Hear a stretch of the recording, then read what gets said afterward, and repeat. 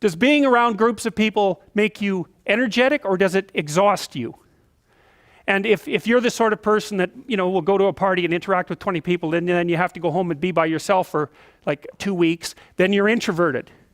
Introverts are exhausted by social interactions. Extroverts are the opposite.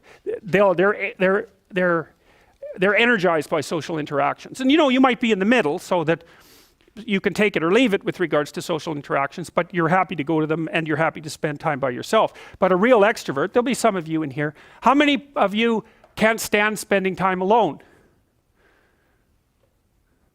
Okay, so there's only 2 that will admit it. Extroverts are more likely to admit that sort of thing too, by the way. And how many of you like to spend time alone or would rather be alone?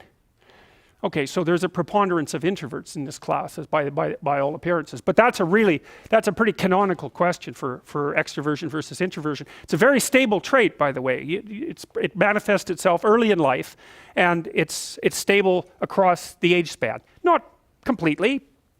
Introverts can learn to be extroverted. The extroverts can learn to spend time on their own. I think that actually your capacity to expand your ability past the initial constraints of your biological temperament is something like the development of character or wisdom. You know, so if you're an introvert by nature and you learn how to be extroverted, then that expands your domain of competence. And if you're extroverted and you learn to be introverted, the same thing. But it's almost like, imagine a distribution of introversion here, extroversion here, a normal distribution.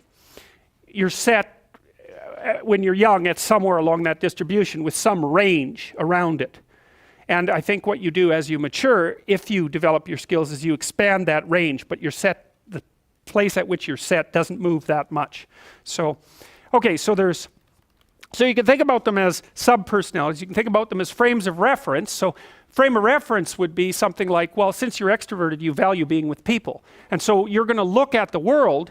For example, if you're extroverted, you come into a room like this, you think, oh, look, it's a whole field of opportunity for social interactions. And if you're introverted, you think, well, maybe I'll go sit up in the corner and hope everybody leaves me the hell alone.